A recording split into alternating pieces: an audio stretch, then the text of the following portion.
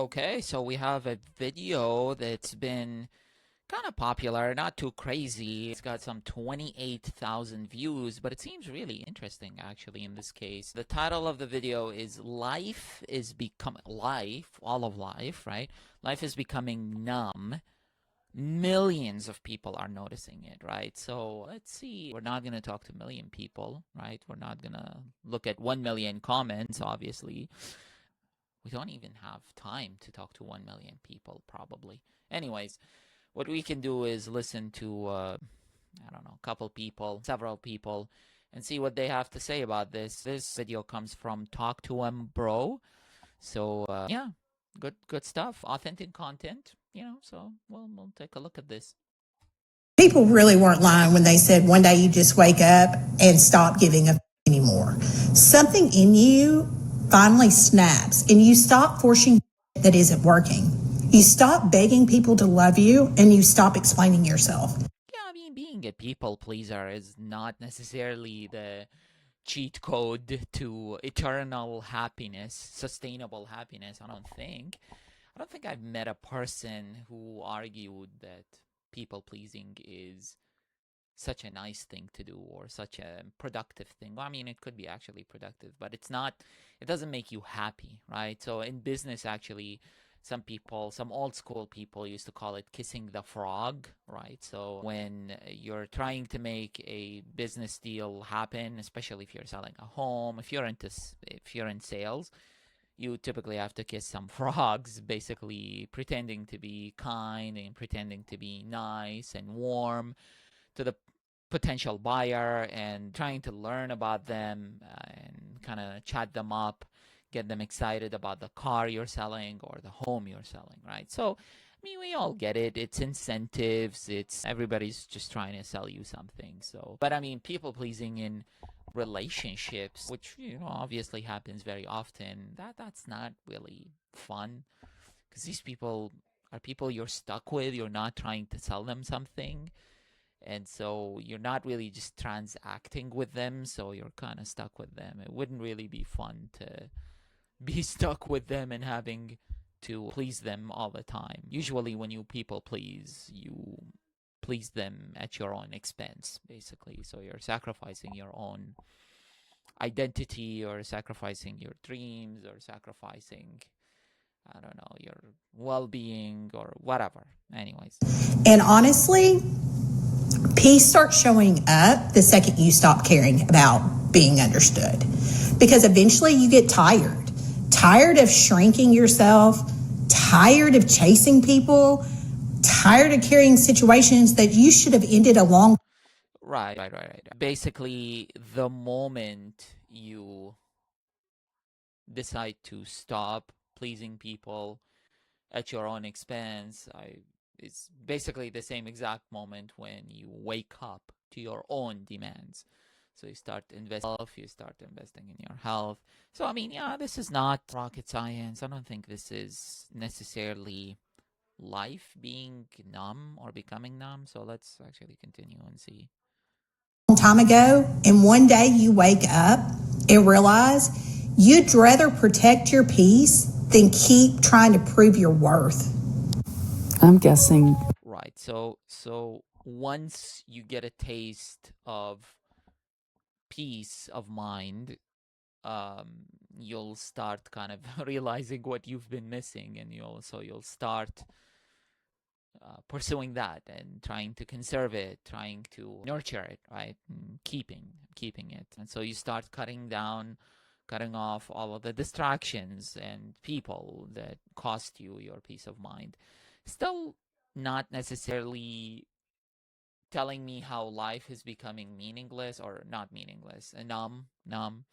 I mean, is that synonymous with it being meaningless? I mean, I guess there's a correlation. I mean, if you don't find meaning in your life, then life becomes numb. You don't really see the point. So, meaning it being numb, not seeing kind of any progression.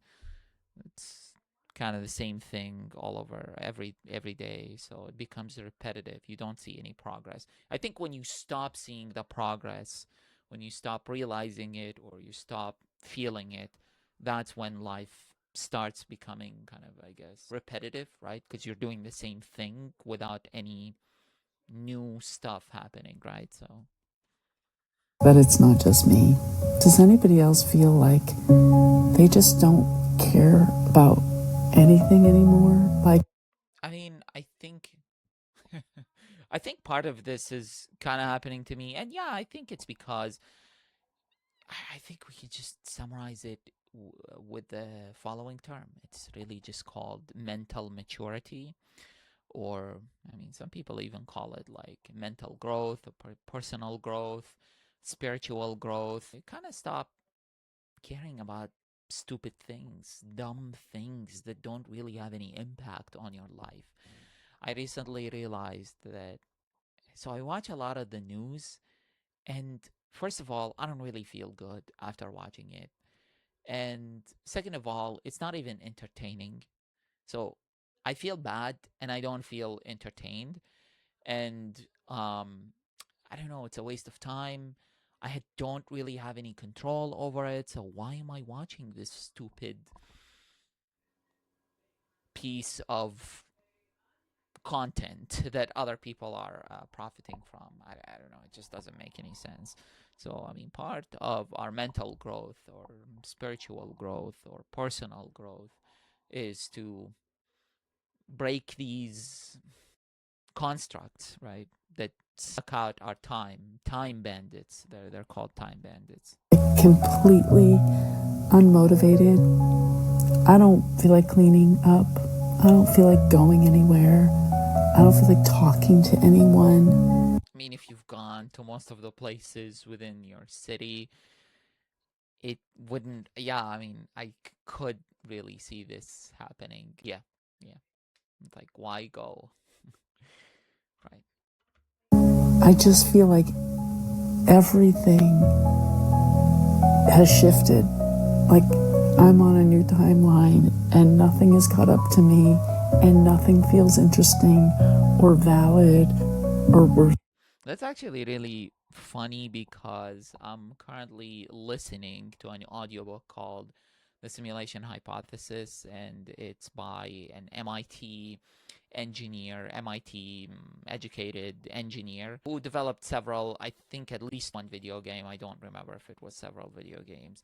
And he was basically discussing the fiction aspects, so like how it's the simulation hypothesis or this idea of living in a video game that doesn't really make a lot of sense if you think too much about it.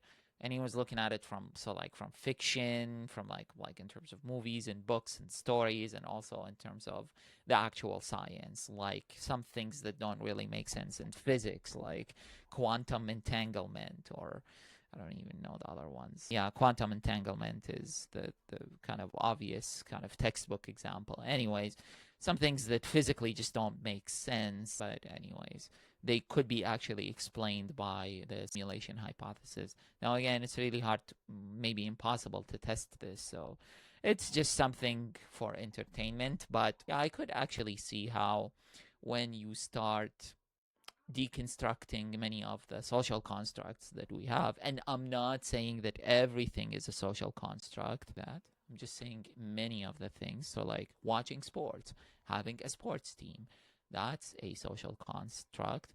I play soccer. I do not. I used to watch a lot of soccer several months ago, like for years, for decades. I stopped. And so that's one social construct that I am working actively on deconstructing. Basically, I don't want it in my life. If I crave soccer, I'm gonna go and actually do the exercise instead of just watching other people's opinion. It's dumb. Other people who think it's a smart use of their time, please continue doing it. Doing. I don't feel depressed. I just feel like, where the fuck am I? It's not that I'm sad or depressed. I just honestly don't. It's really funny how like people have to like disclose, like, hey, I'm not clinically depressed. I am not. It's kind of like a legal disclosure. It's like the fine print. People have to, hey, I'm not crazy, but I have thoughts. No, I mean, like, it's really kind of interesting how, yeah, people have to disclose that. Anyways, I'm going to talk about depressing thoughts, but I'm not really depressed.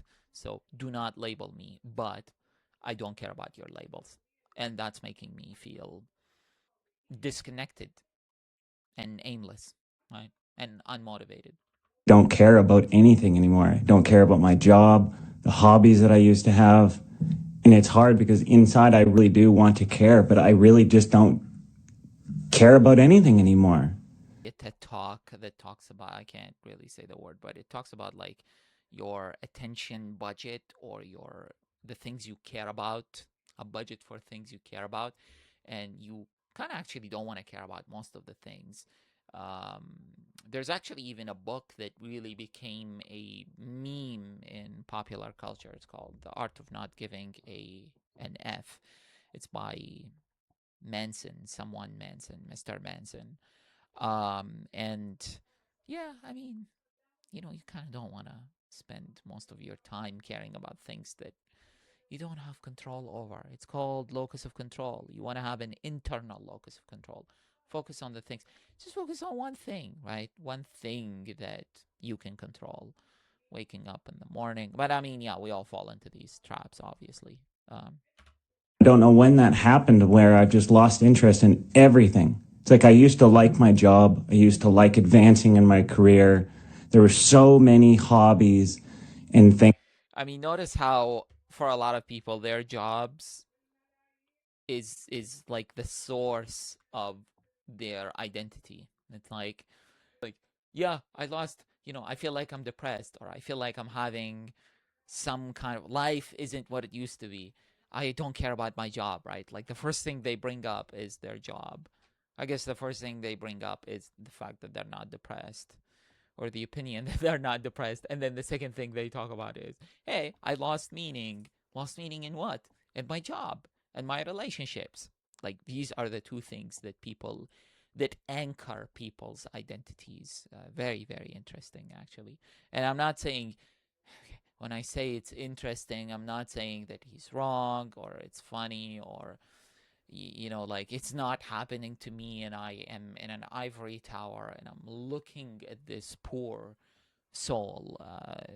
Yeah, I don't mean that. It happens to everyone. Hey, maybe it's happening to me as well. Who knows?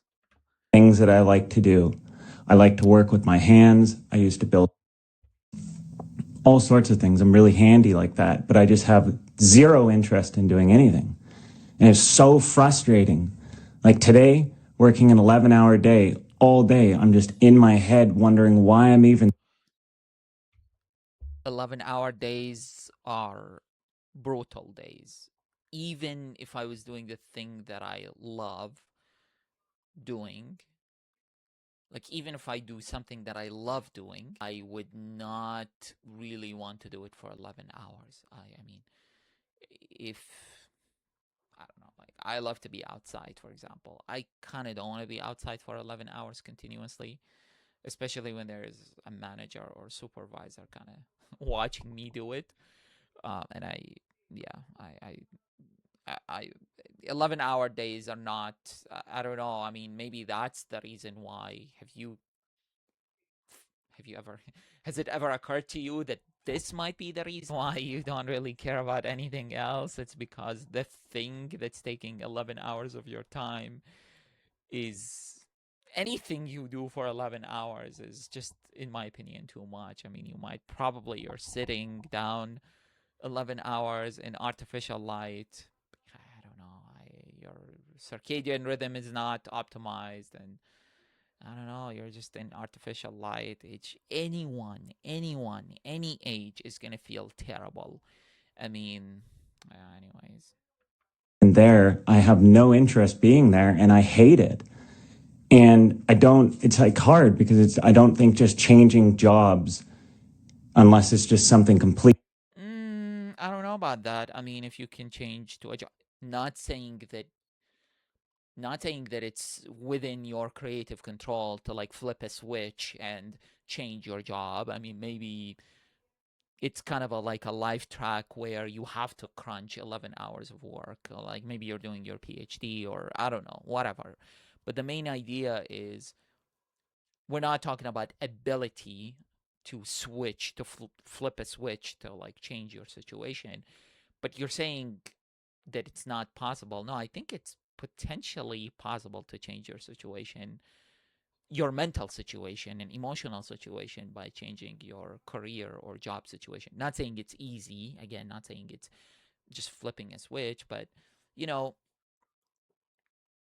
yeah, no need to I guess go into details on this one, but I mean if you're working 11 hours at a job you hate, you that will suck your soul. That will create a mental and spiritual hole in your being that will really just you'll just go back home and just sit down and not do anything because you've been torturing yourself mentally for 11 hours.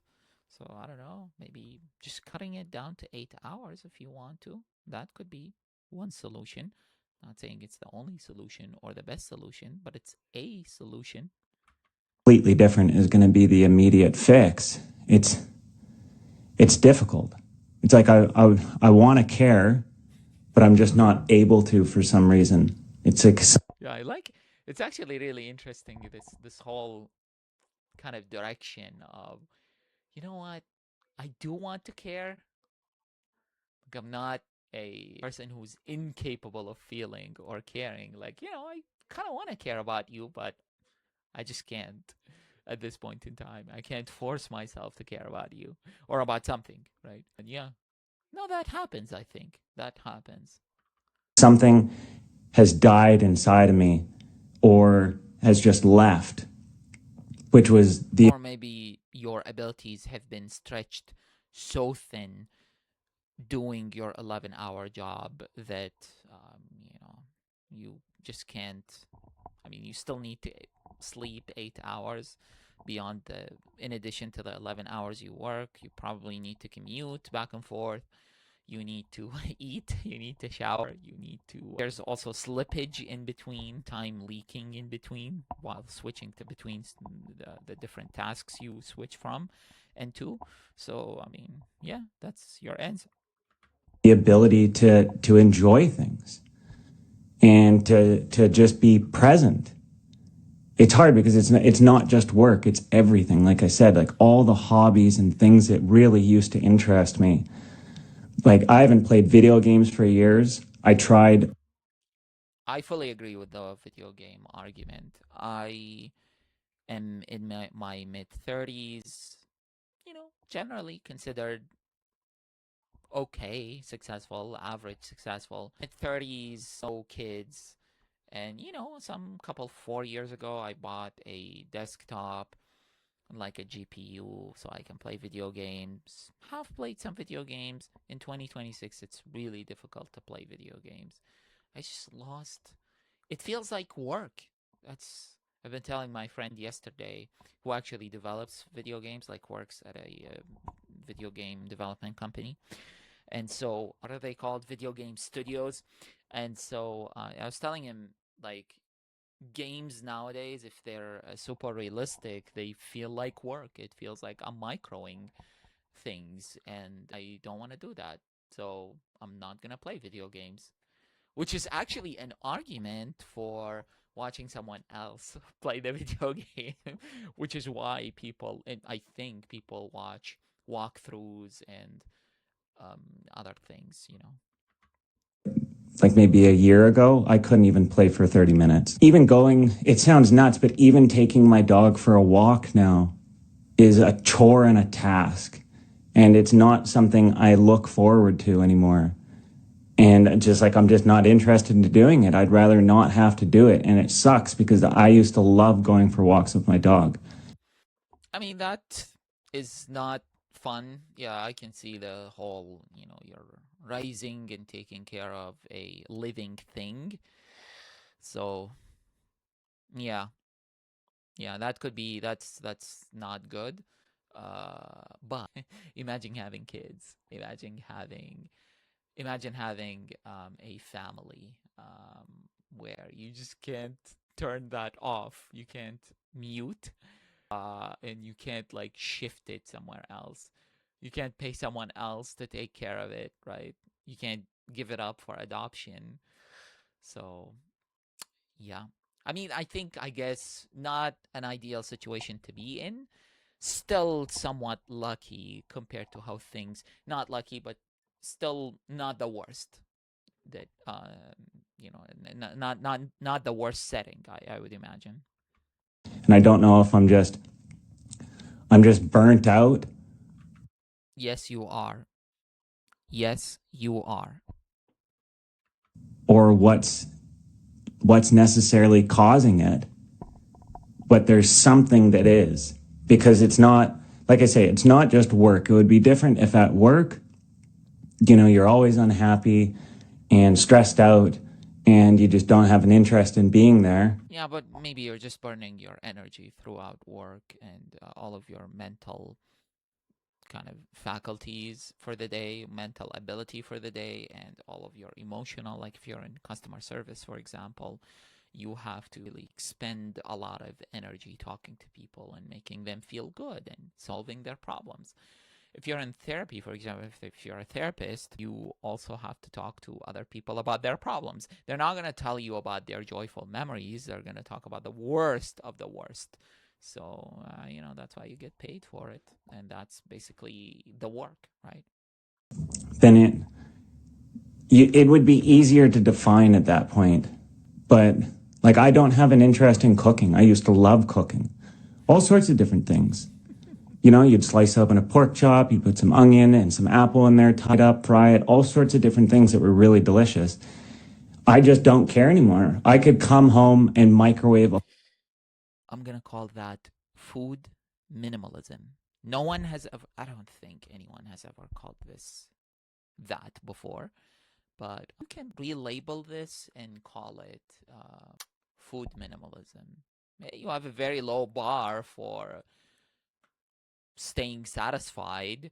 You don't have to go to I don't know, like an expensive restaurant to feel happy. I don't know. Sounds like I'm not seeing the bug. I'm just seeing the functionality. A bowl of ground beef and rice and just get it in me so that I'm not hungry anymore and move on.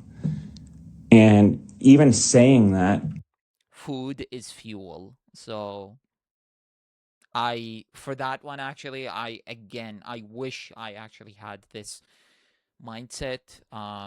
Food is fuel. You don't, people who spend hours just on one meal that they eat in 10 minutes, I don't really get that. My parents, my mom was like that. I just, and still is like that. I don't get it. I hate that whole investment of like couple hours into the kitchen and then only to get an ROI of 10 minutes, right? I don't know. It's not sounding savvy to me, like a savvy investment. it's like depressing to say that, because those were No, it isn't. It's called food minimalism. It's called having a low bar for satisfaction. Not necessarily bad, in my opinion. Just that portion of the food portion. things that I thoroughly enjoyed in the past. And for some reason now I can barely even get myself to go and do it. And like going to the gym, my health has affected it. And my health has greatly affected going to the gym. So there's more to that, but I still just don't even have. Yeah, speaking of the gym, I should start going to the gym nowadays. But anyways, yeah, it's an imperative, absolutely. Have an interest in trying to get back into it. It's like I mean, again, 11 hours of work. I'm gonna give you an hour for total for commuting, back and forth. So that's 12 hours plus 8 hours of sleep.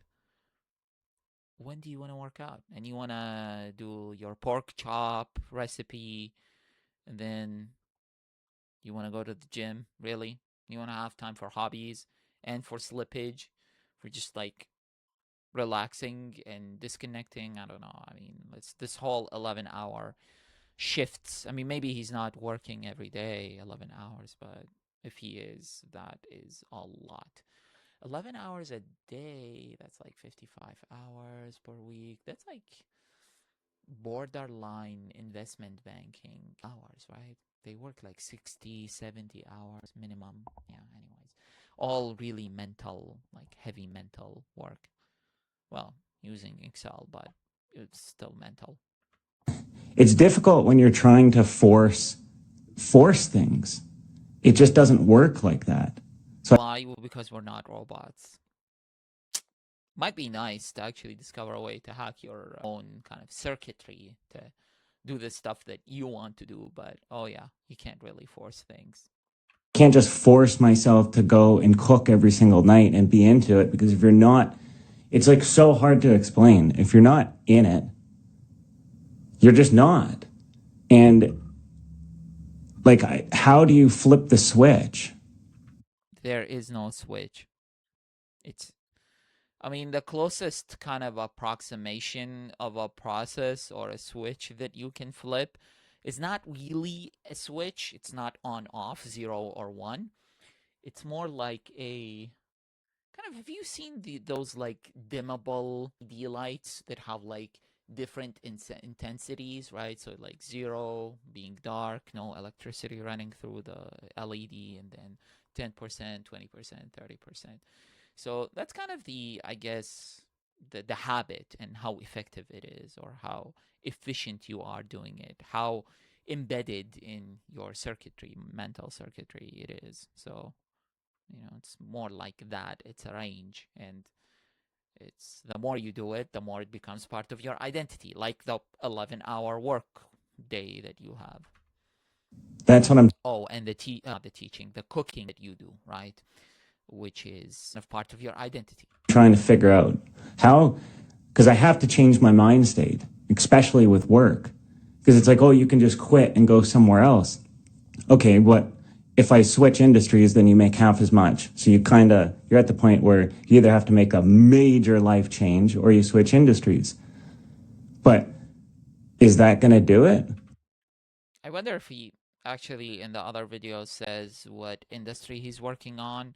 I think he's working in a somewhat. I think he's a software engineer. I don't know. I'm just gonna like stereotype him. Maybe like a software engineer, and he doesn't like it anymore. I don't know.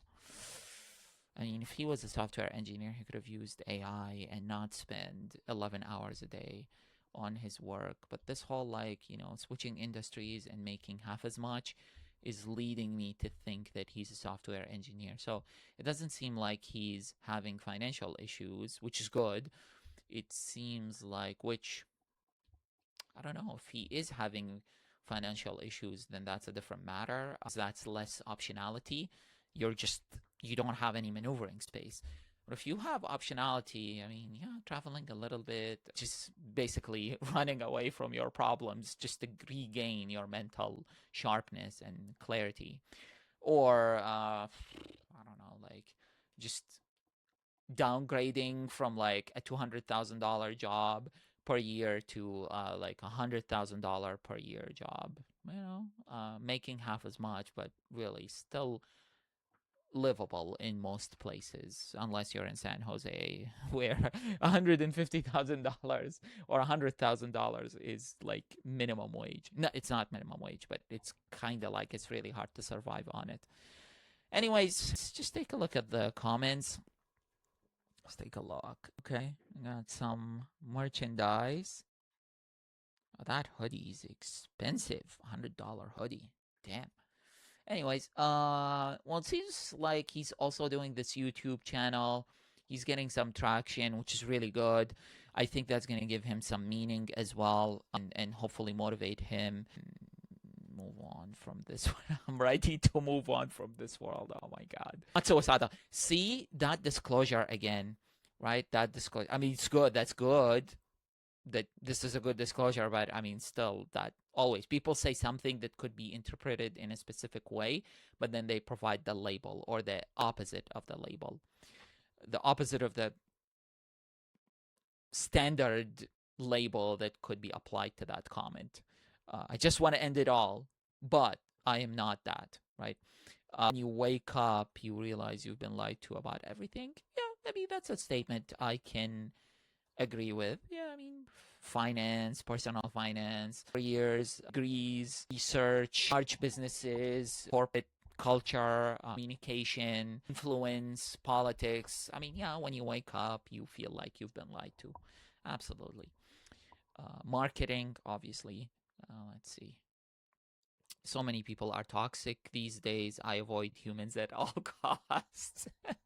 I mean, there's evidence to both sides, I would assume. Oh, but yeah, 10 replies. And how many people liked this? 321. Wow. So half of the people who commented here, you know, yeah. Not necessarily the same half, but yeah. Because you're waking up to the game. Yeah, I mean, typically when you wake up to some game you didn't even know existed, you're kind of like, oh my God, how do I escape this annoying game that I got put into? And why has nobody really told me about this? So you feel kind of cheated. Felt like that when I learned about personal finance, just for my own kind of personal situation. And I'm like, why haven't I been told about this? Like, could have been saving a couple $100s when in my early 20s. Could have been hundreds. Well, I have to use a calculator, but it could have been many, many thousands of dollars at least, right? So, okay. I'm going to end with this comment. So it's just a one-word comment, numb. Okay? Very up. It's very, yeah, demotivational. But hey, just reacting to things. So life is becoming numb. And millions of people are noticing it. Well, at least 28,000 people noticed this video, and almost 700 people commented, had thoughts. They had so many thoughts that they wanted to put them to the public. And here I am also reacting to this. So people are noticing it. Okay, so I'll see you on the next one.